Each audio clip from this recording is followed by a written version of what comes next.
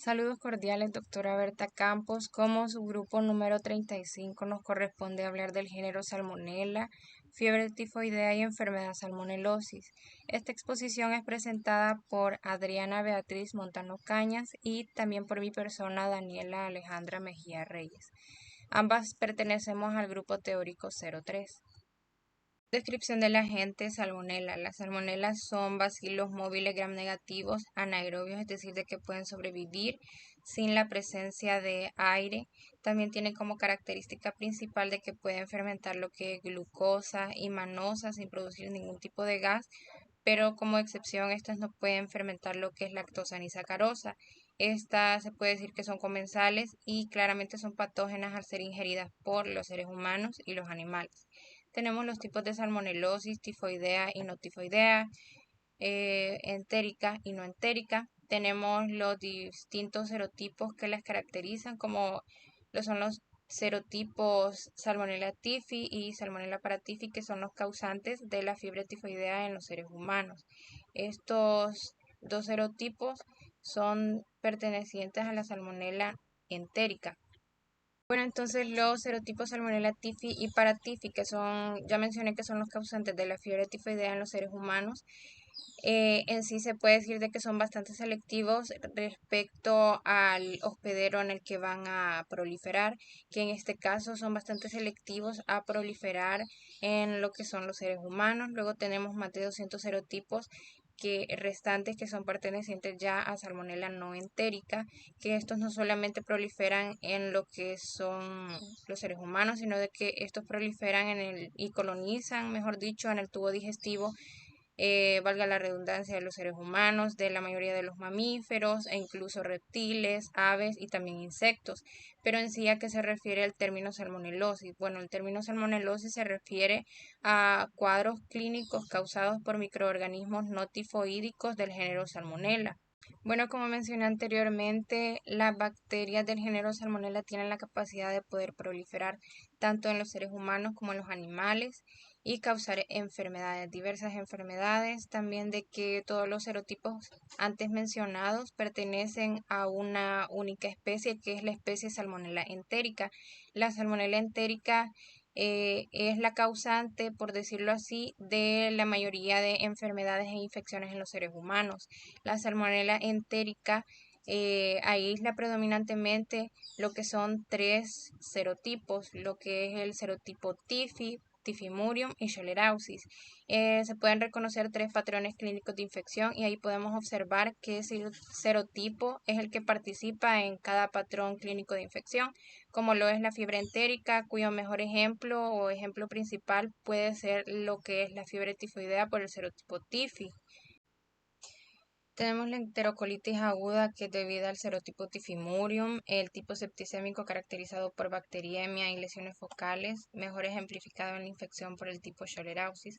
Como mencioné anteriormente, ¿verdad? De que la salmonella entérica es la causante de la mayoría de infecciones y enfermedades en el ser humano, y que ahí se encuentra lo que es la gastroenteritis, el padecimiento de gastroenteritis, que también se puede presentar solamente ese padecimiento o también combinado con lo que es bacteriemia ya en infecciones circunscritas crónicas más graves. Bueno, ahora tenemos lo que es la historia de la enfermedad, los personajes más importantes como el doctor Daniel Elmer Salmon y Theobald Smith, que gracias a ellos pues ahora se conoce lo que es la salmonela como tal. El doctor Daniel Elmer Salmon fue un científico, patólogo veterinario estadounidense que por su apellido así se nombró a lo que ahora es actualmente la salmonela. Él junto a Theobald Smith, que actualmente se considera como el descubridor real de el tipo de bacteria Salmonella enterica Schollerausis. Ellos en conjunto estaban intentando de identificar y de investigar qué era lo que estaba ocurriendo en ese entonces, porque estaban observando lo que es el cólera porcino común y ellos querían saber qué estaba causándole eso a los animales. También querían saber por qué en ese entonces aún no se transmitía a los seres humanos. Pero luego conocieron a Mary Mellon, que era una cocinera de un restaurante de Nueva York, que ella presentaba en ese entonces fiebre tifoidea y ella sabía que estaba enferma, pero no sabía de qué y creía que era algo común.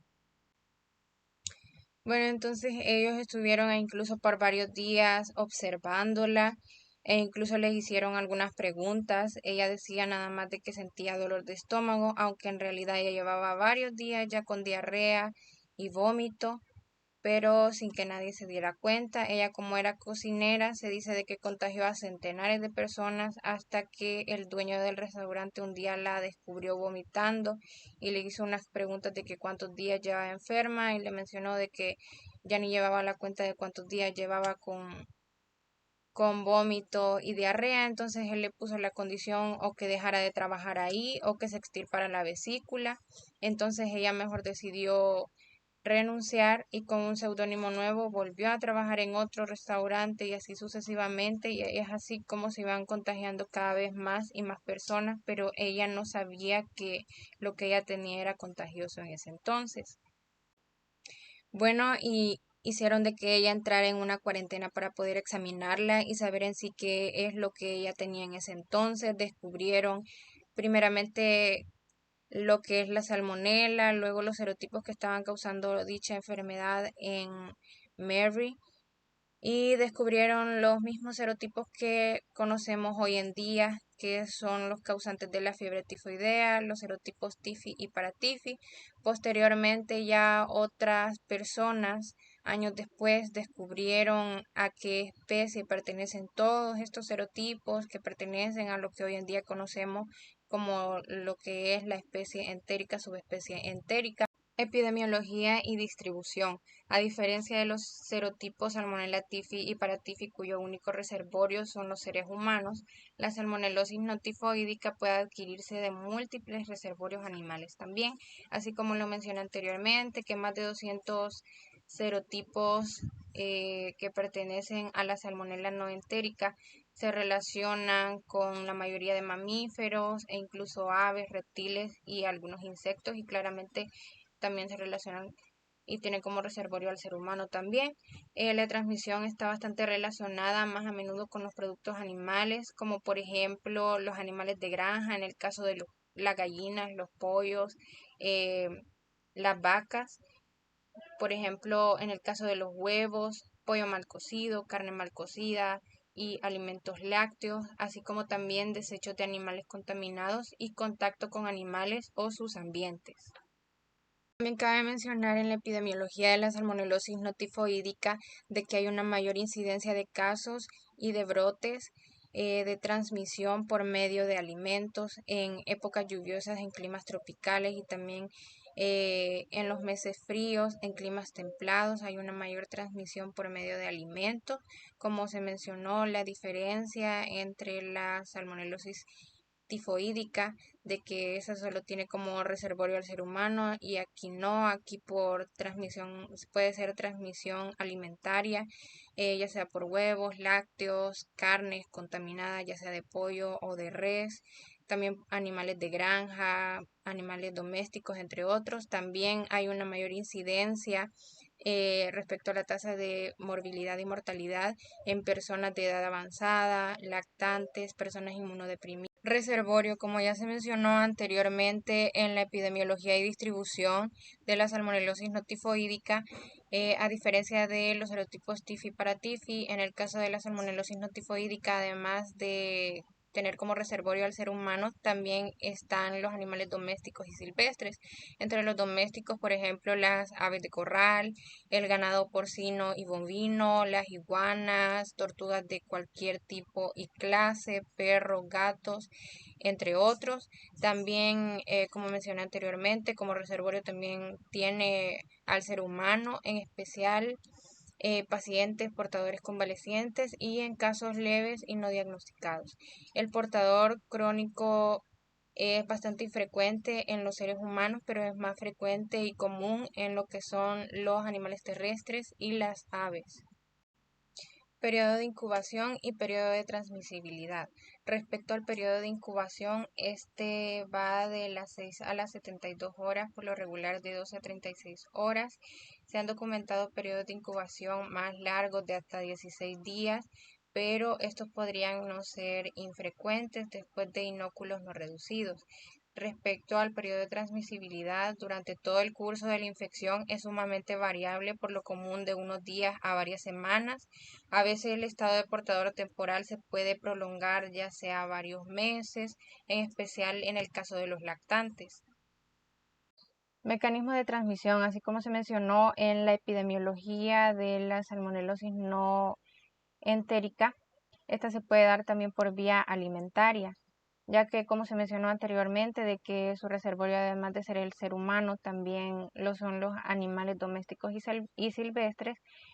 Por ejemplo, tenemos lo que es la ingestión de microorganismos en un alimento derivado de animales infectados o contaminado por las heces fecales de algún animal o alguna persona infectada.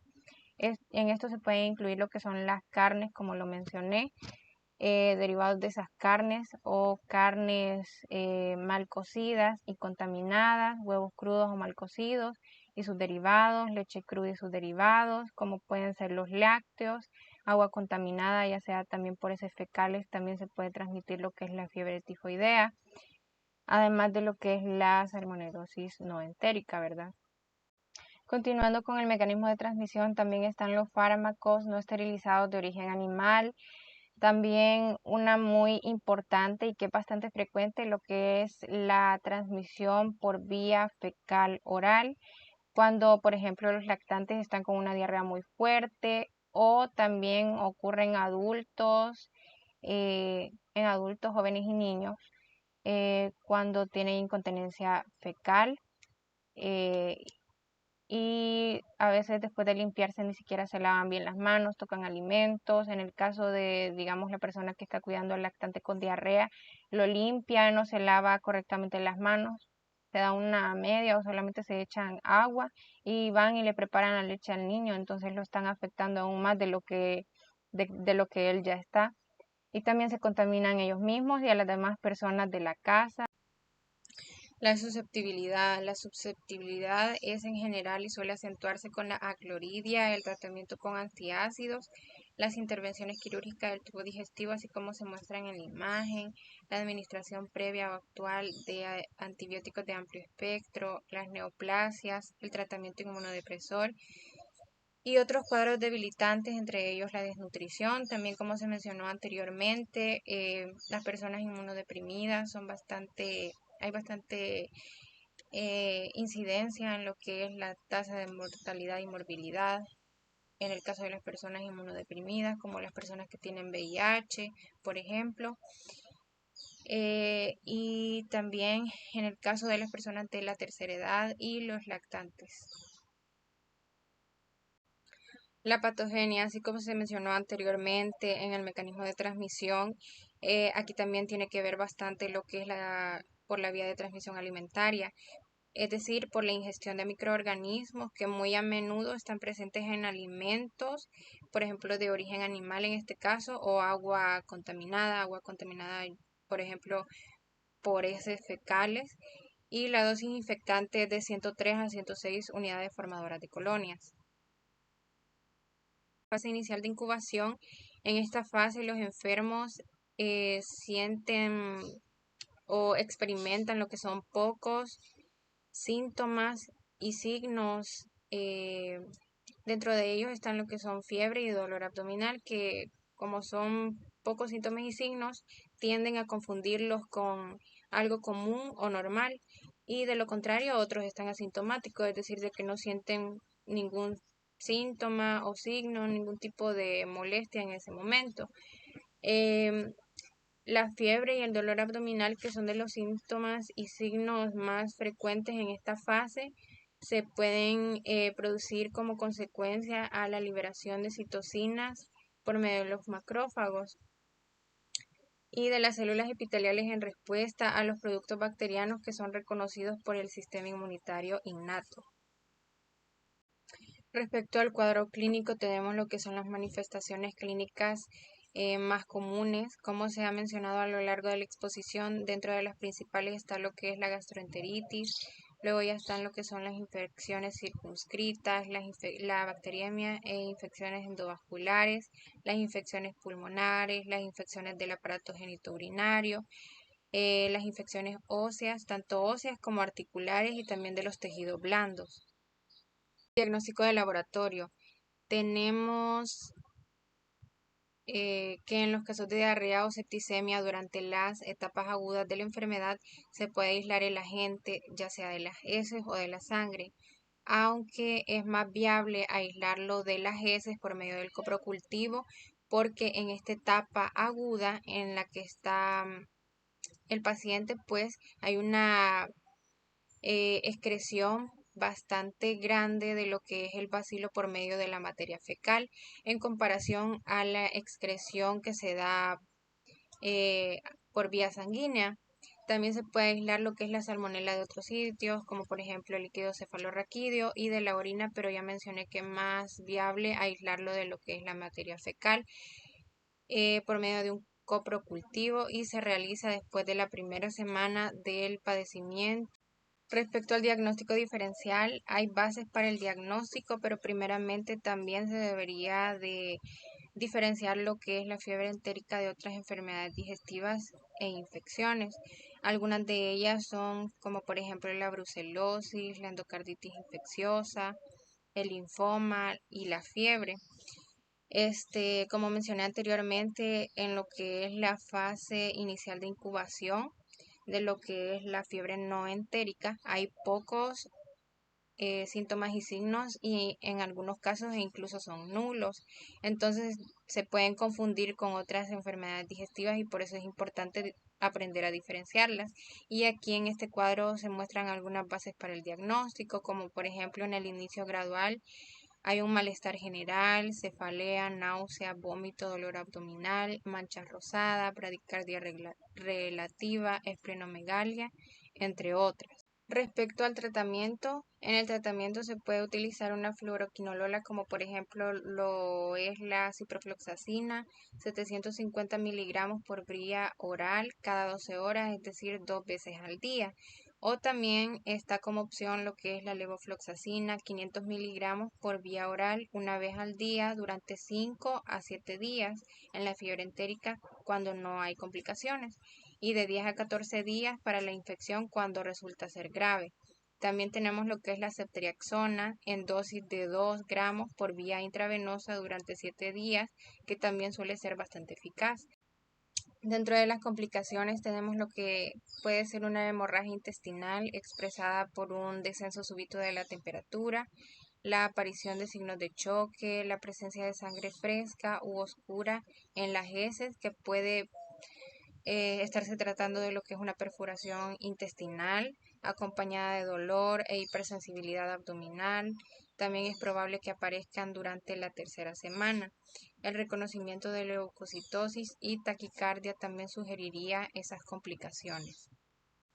Respecto a la prevención y control, tenemos algunas recomendaciones como por ejemplo cocer completamente todos los alimentos de origen animal, no consumir huevos crudos o poco cocidos, excluir a las personas con diarrea de las tareas que tengan que ver con la manipulación de alimentos y el cuidado de pacientes intrahospitalarios, como por ejemplo ancianos y niños, instruir a los portadores reconocidos sobre la necesidad de lavarse muy bien las manos después de defecar. Mi nombre es Adriana Montano y continuando con la exposición voy a hablar acerca del apartado de la fiebre tifoidea. Comenzando con la descripción del agente.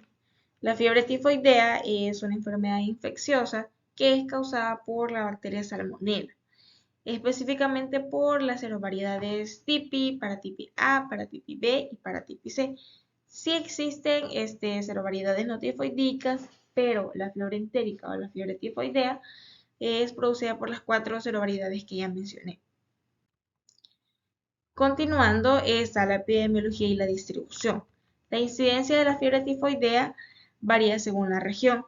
Por ejemplo, hay tasas más bajas en países como Estados Unidos y existe un mayor riesgo en países o zonas en donde no tienen un saneamiento adecuado, no cuentan con agua salubre Y entonces se puede llegar a la conclusión que hay tasas más altas en zonas en desarrollo o en países o en zonas en desarrollo como lo es África, las Américas, y hay tasas más bajas en países o zonas desarrolladas. Según la OMS, se calcula que anualmente se presentan 27 millones de casos. De estos, 210.000 terminan en defunción. Continuando con el reservorio y el periodo de incubación, pues el reservorio se limita exclusivamente a los seres humanos para las variedades TIPI y paratipi, y el periodo de incubación varía de 10 a 12 días, puede ser de 3 a 21 días. Esta variación se da porque por el tamaño del inóculo y también por el estado inmunológico del hospedador, ya sea si tiene un buen sistema inmune o si pues sus defensas están bajas. Con el periodo de transmisibilidad, la transmisión de la enfermedad se mantiene mientras persistan los bacilos en las heces, que es desde la primera semana hasta el periodo de convalecencia. Ahora, si el paciente no es tratado, que sucede en un 10% de los casos, va a seguir excretando bacilos hasta por 3 meses después de haber presentado síntomas. De este 10% de los casos, del 2 al 5% se vuelven portadores crónicos. Ahora, la susceptibilidad tienen mayor riesgo de infectarse los preescolares y escolares, pues porque se sabe que son niños, no tienen mayor cuidado con cosas que se llevan a la boca o en mantener ciertas medidas de saneamiento, que les hablaré más adelante sobre eso. Entonces, y pueden tocar objetos que sirvan como vehículos para esta bacteria. Están también los viajeros internacionales que pues pueden viajar a zonas en donde, como recién hablé, sean pues con mayor incidencia de esta enfermedad y pueden llegar a infectarse. Y también están en riesgo personas con aclorhidria gástrica. Esta es una enfermedad en la que no es posible la producción de ácido clorhídrico en los jugos estomacales, y pues se sabe que gracias al pH que mantiene el jugo gástrico es capaz de matar o mueren varios microorganismos que pues pueden resultar dañinos a nuestro organismo. Con el mecanismo de transmisión, pues la transmisión se produce tras la ingestión de comida o agua contaminados por heces y orina de pacientes y portadores. ¿Por qué por heces y orina? Pues como ya lo expliqué, porque por medio de las heces y orina es donde son excretados estos bacilos. Ahora, existen vehículos de transmisión en donde se pueden encontrar estos organismos y de una manera u otra pueden llegar hacia nosotros. Empezando por los mariscos, especialmente las ostras. ¿Por qué? Porque estos se pueden encontrar en lechos en donde el agua esté contaminada. Puede ser de que más adelante hubo una persona que defecó u orinó y puede ser portadora de estos microorganismos y pues pueden llegar a infectarse, ¿verdad? Esos organismos. Las moscas, ¿por qué? Porque también pueden ser un vehículo de transmisión, pueden llegar, contaminar el alimento y ya estando estos microorganismos en el alimento, pueden llegar a multiplicarse hasta llegar a dosis mayores que pueden resultar pues dosis infectantes para nosotros, que en el caso de la fiebre tifoidea pues se necesita una dosis mucho menor. Están los lácteos, porque pues esos pueden ser manipulados por personas que tengan la enfermedad y pues sean portadores asintomáticos. Y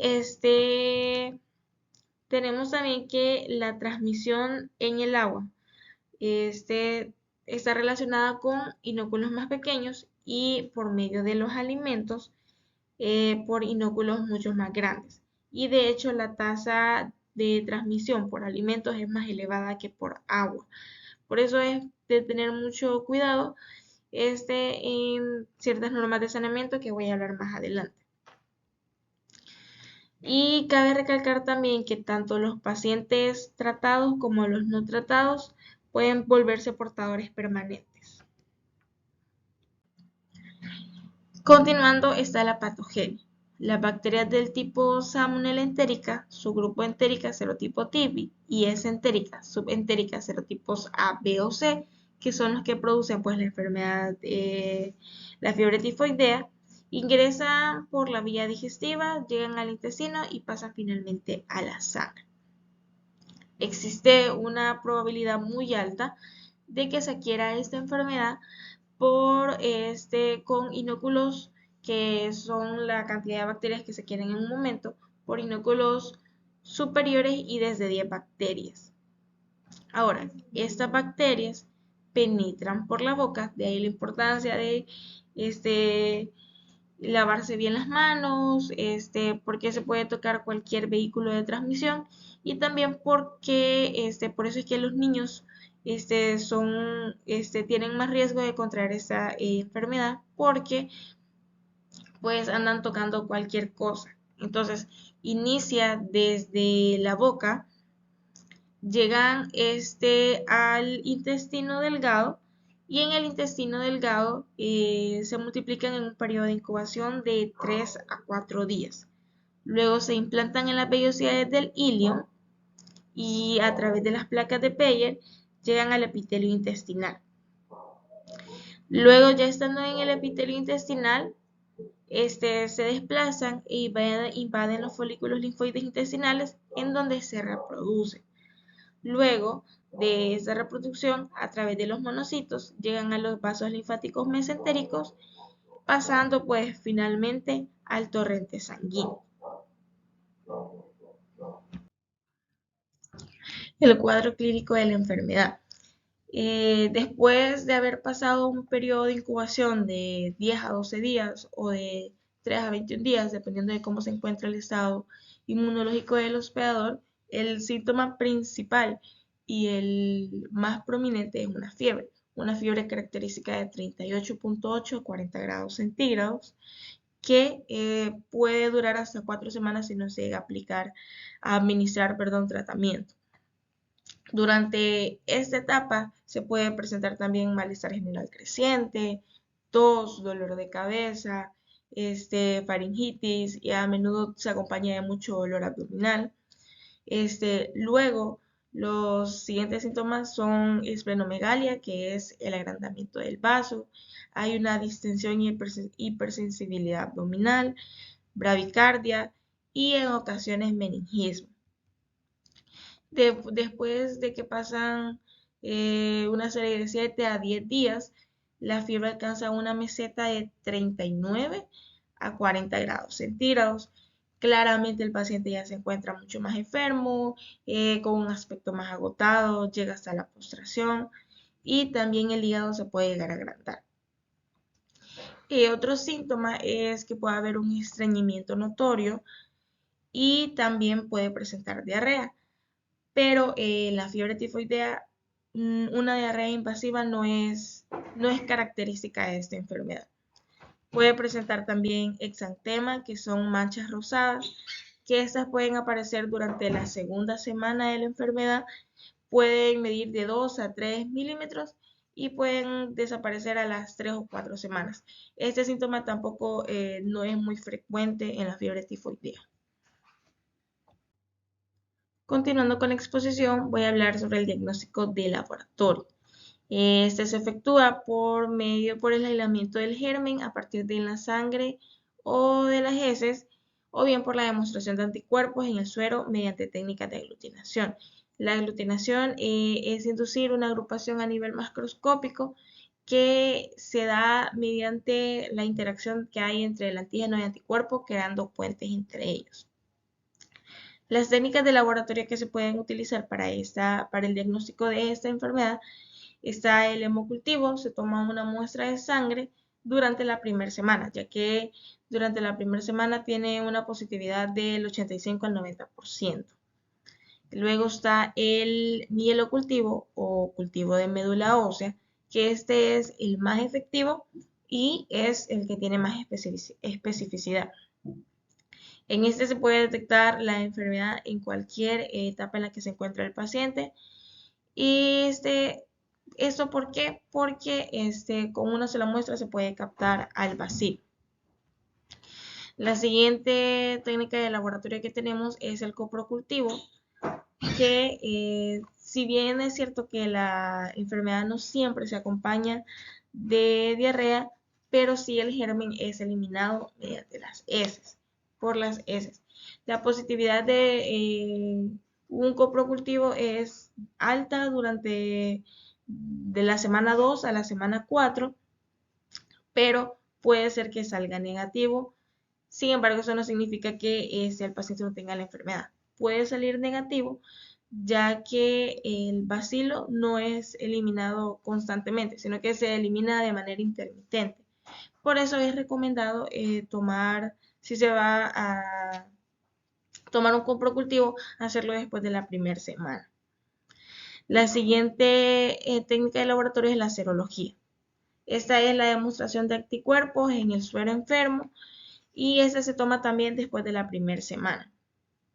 Y finalmente está la técnica de Widal, que es la aglutinación, y esta es específicamente para lo que es la fiebre tifoidea. Continuando con la exposición sobre el diagnóstico diferencial, pues al iniciar el cuadro inicial de la enfermedad no aporta muchos datos que puedan guiar al médico. Sin embargo, es importante tomarla en cuenta en personas, en viajeros que hayan estado en países en desarrollo últimamente y que presenten fiebre. También es importante tenerla en cuenta en pacientes que tengan paludismo, leptospirosis, hepatitis o dengue. Y pues para la confirmación, para el diagnóstico de la enfermedad es recomendable hacer un hemocultivo.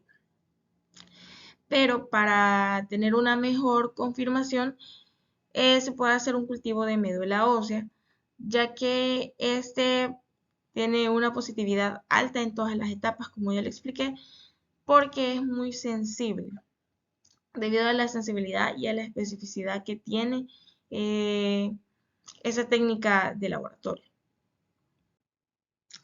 El tratamiento, continuando con la exposición, pues para el tratamiento se tiene que hacer una administración de antibióticos que va a evitar complicaciones graves de esta enfermedad.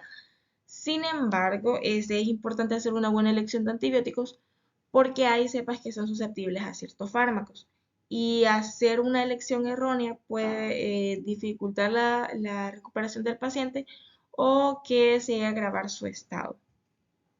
Para la fiebre entérica, que es susceptible a ciertos fármacos, como primera opción están las fluoroquinolonas, que estos son los fármacos más eficaces. Como primera opción está la ciprofloxacina y también hay cepas que son susceptibles al ácido nalidíxico. Para estas cepas se hace el uso de ceftriaxona, acitromicina o ciprofloxacina a dosis muy altas.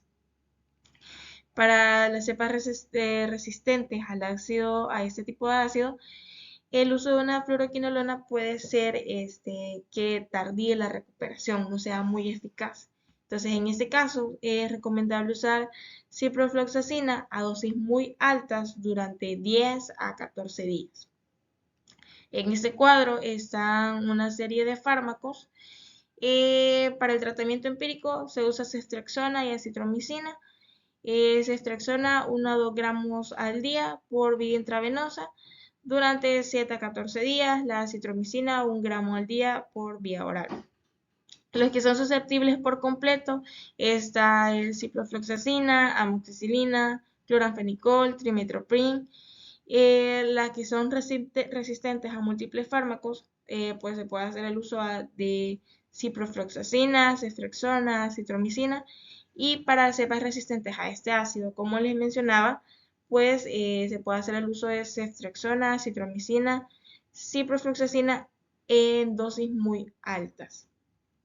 Ahora, puede darse que los pacientes sigan presentando vómito, diarrea, distensión abdominal.